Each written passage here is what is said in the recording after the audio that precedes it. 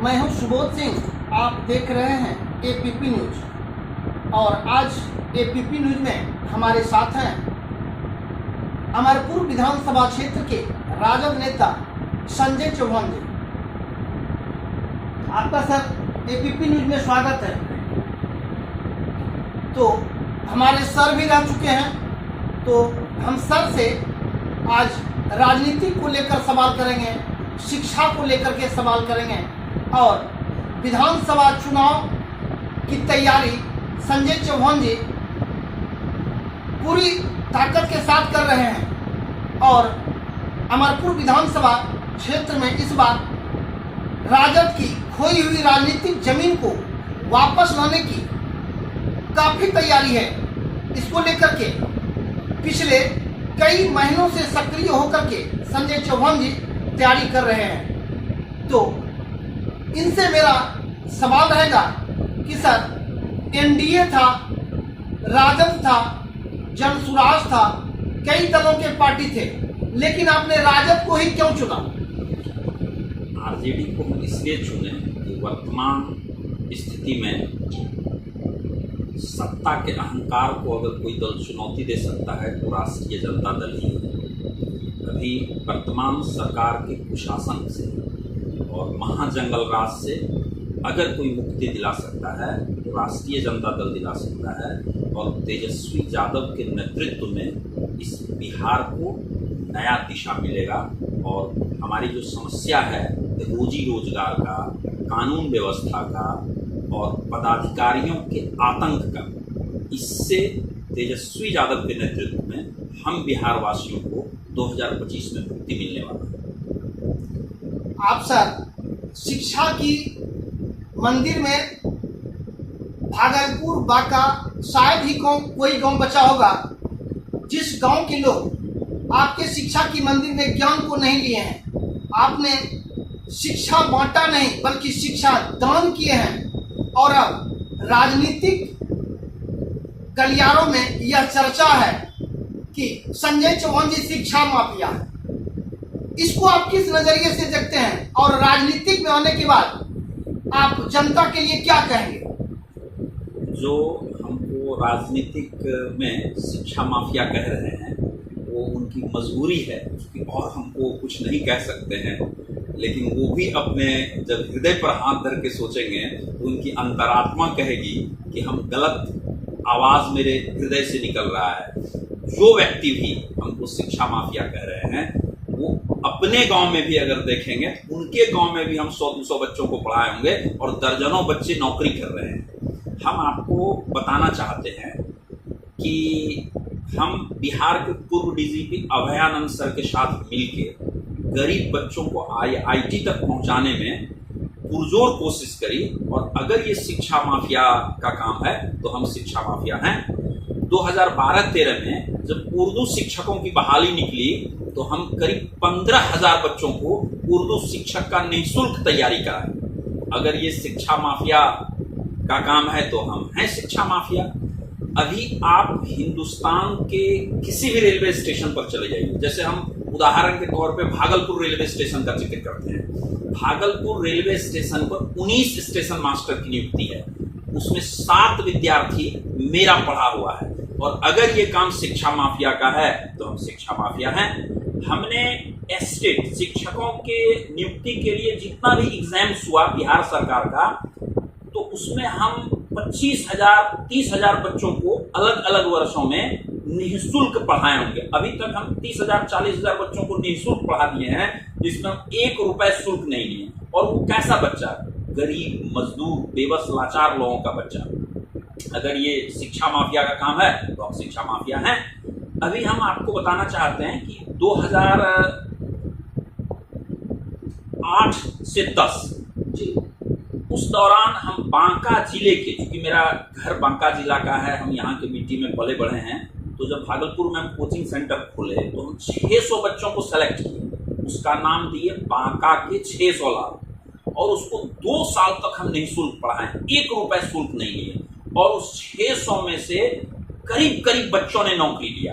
अगर ये शिक्षा माफिया का काम है तो हम शिक्षा माफिया हैं और हम ये चाहेंगे कि ईश्वर अगर हमको अगले जन्म में भी इसी तरह का शिक्षा माफिया बनाए, ताकि हम गरीब मजलूम बेसहारों को शिक्षित करके उसको सहारा दे सकें। सर, ये हम भी कहेंगे कि भले राजनीतिक करने वाले लोग आपको जो भी कहते हो, लेकिन आपने जिस प्रकार शिक्षा का ज्ञान बांटा है वो किसी मिसाल से कम नहीं है। अब हम अगले सवालों की ओर सर चलते हैं। अमरपुर विधानसभा क्षेत्र में सर एनडीए के शासनकाल में जो भी विकास हुई है उसके बूते पुनः जयंत राय तैयारी कर रहे हैं, लेकिन उस तैयारी में आप कह रहे हैं कि विकास नहीं हुआ है अमरपुर की, तो विकास के मामले में सर आप क्या कहें? देखिए, विकास ऊपर से ऐसा दिखता है विकास हुआ है, अंदर से विकास नहीं हुआ है।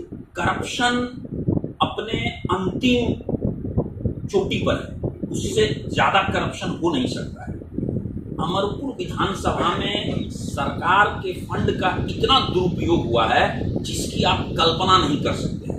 हजारों करोड़ रुपए आए, लेकिन उसमें 95% पैसा भ्रष्टाचार का भेंट चढ़ गया। विकास कैसा है आप इसकी कल्पना ऐसे कर सकते हैं, किसी लकड़ी में दीमक लग गया है, अंदर से वो दीमक उसको खोखला कर रहा है और ऊपर से उस पर प्लास्टिक का लेमिनेशन चढ़ा के चमका दिया गया है। तो अमरपुर विधानसभा में ऊपर से प्लास्टिक का लेमिनेशन लगा हुआ है और अंदर से दीमक के तरह उसको खोखला किया जा रहा है। और इस बार अमरपुर में परिवर्तन होगा और आम आदमी परेशान है पदाधिकारियों के आतंक से, और आम लोगों की ये राय है कि हमको इस कुशासन से मुक्ति चाहिए। एक सवाल हम आपसे सर और करेंगे कि एक तरफ कांग्रेस तैयारी कर रही है, लोगों को भ्रम नहीं बल्कि दावा के साथ कह रही है कि यह सीट कांग्रेस की होगी, आप कह रहे हैं राजद की होगी। तो राजद भी पिछले कई वर्षों से जो अपनी जमीन खो चुकी है वो वापस लाने की तैयारी में है, ये जनता भी देख रही है, जनता भी बोल रही है। लेकिन कांग्रेस का स्पष्ट कहना है कि पिछले चुनाव में बहुत कम ही मतों के अंतर से जितेंद्र सिंह हारे थे, इसलिए कांग्रेस की ओर से पुरजोर कोशिश है कि यह सीट कांग्रेस में जाए। इसको सर आप किस प्रकार देखते हैं, इसको लेकर के आप क्या कहेंगे? देखिए, कांग्रेस का जो कोशिश है वो जायज है, लेकिन इस बार अमरपुर विधानसभा से राष्ट्रीय जनता दल चुनाव लड़ेगा। आप जिस उम्मीदवार की बात कर रहे हैं उस उम्मीदवार की वजह से ये सीट लूज किया पिछले बार महागठबंधन। हमारे अमरपुर विधानसभा में दर्जनों लोग ऐसे हैं जो राष्ट्रीय जनता दल के टिकट से पिछले बार भी इस विधानसभा से आसानी से चुनाव जीते जाते हैं। दावा कोई भी कर सकता है, उस पर रोक नहीं है, लेकिन हम आपको पूरी जिम्मेवारी के साथ कह सकते हैं कि अमरपुर विधानसभा से इस बार राष्ट्रीय जनता दल चुनाव लड़ेगा, कांग्रेस चुनाव नहीं लड़ेगा। भ्रम फैलाना है तो फैलाए, उसको नहीं रोका जा सकता है।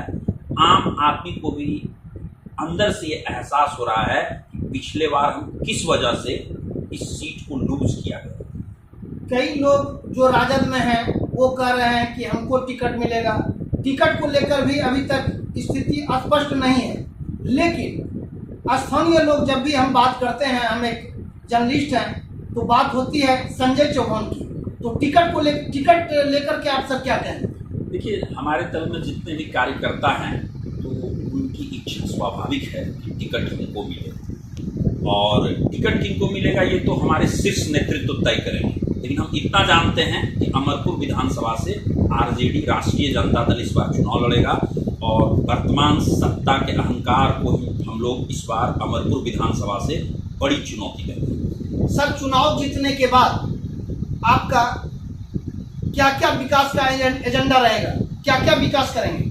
देखिए, सबसे पहले क्या है कि जब हम अमरपुर विधानसभा से जनता जनार्दन को चुनेगी और हम यहाँ के विधायक बन जाएंगे, तो सबसे पहला मेरा काम होगा कि वो किसी भी कार्यालय में जाए, ब्लॉक वाले कार्यालय में जाए, जिले वाले कार्यालय में जाए, पदाधिकारियों के साथ उनके साथ उचित व्यवहार करना होगा, उनका मान सम्मान करना होगा और उनको बेवजह का परेशान करने की अनुमति नहीं होगी।